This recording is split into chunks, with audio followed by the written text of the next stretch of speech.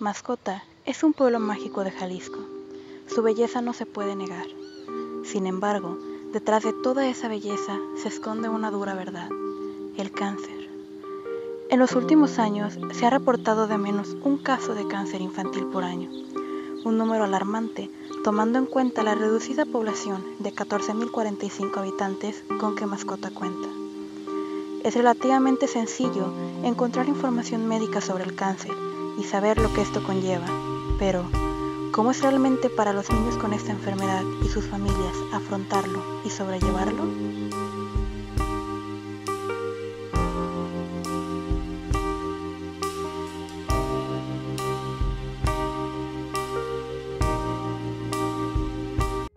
Mi hijo presentó únicamente el dolor en pie y las infecciones constantes.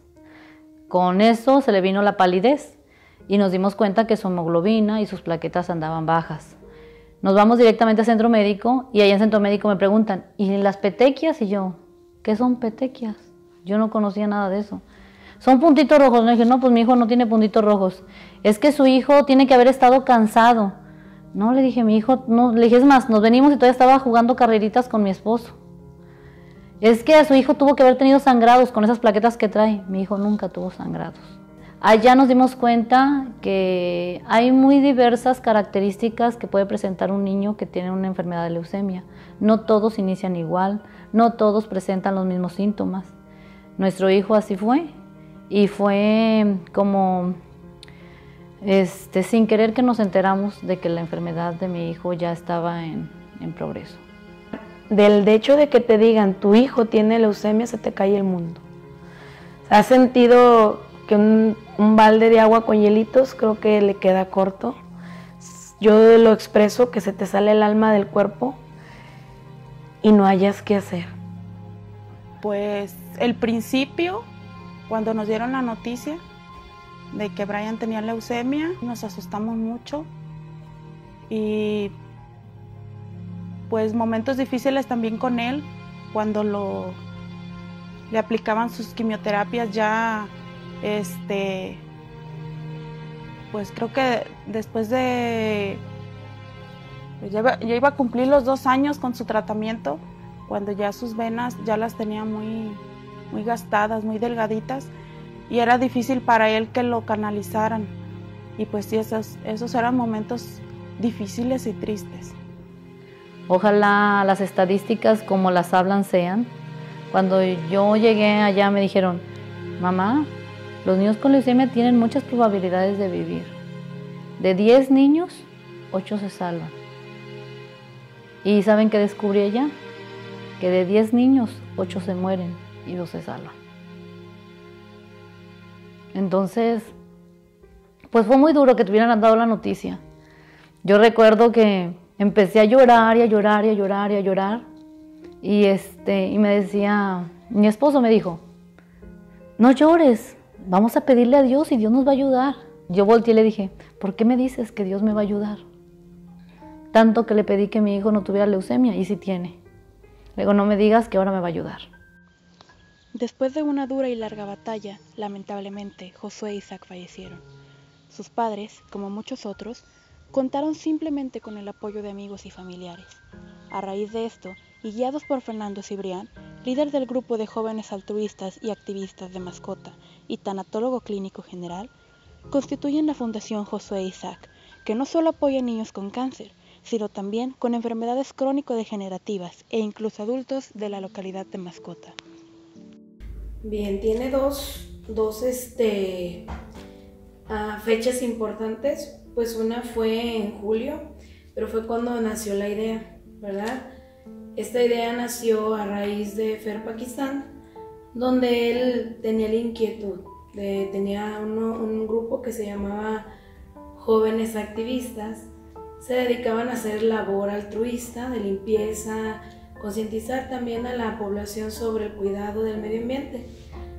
A raíz de la enfermedad, pues de estos niños, cuando ve, pues ahora sí que la fase que llegamos a, vamos a decir, a desahuciados, en el caso de Isaac, pues se agotan los recursos, tanto económicos como psicológicos como de todo. Entonces empieza él a recolectar dinero para transporte de donadores y él hace así sin estar ahora sí que legalmente constituida.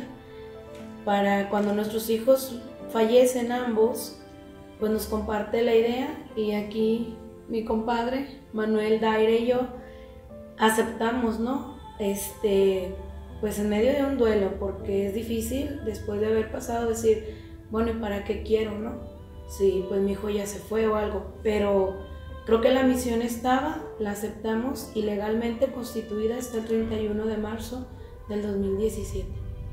Es a lo que me dedico, y me dediqué también en el hospital al que pertenezco, Humanizar para Sanar, que es ahí una congregación de las hermanas Josefinas que hicieron un diplomado y ahí donde pues, pertenezco, y se ayuda en el hospital Fray Antonio Alcalde, que es el civil viejo, y ahí en el área de pediatría, también como geriatría, en la parte pues, de los ancianos como tanto de los infantes, los niños. Y sí los he ayudado tanto al paciente como al cuidador. Bueno, la primera motivación que me surgió hace ya varios años, exactamente 9 años, fue haber salido del ejército y sentía que estaba viviendo extra, porque pues ahí no me pasó nada, y dije, cuando salga de ahí tengo que hacer algo por la vida. Entonces, qué mejor fue haberme enfocado a esto que me dedico hoy en día, a ayudar a las personas con cáncer que luchan por la vida, y de una forma personal ahora sí que a los niños que han perdido esa batalla, que han sido víctimas del cáncer y que han muerto. Entonces a raíz de eso pues empecé a enfocarme de lleno. O sea, ahí donde se creó la Fundación Josué Isaac por la pérdida de ellos, y de ahí surge esa idea. La esperanza es lo último que se pierde. Es lo que nos enseñaron Josué e Isaac con su partida y lo que nos sigue demostrando Brian desde el primer momento. ¡Atención! Brian termina hoy su tratamiento de leucemia.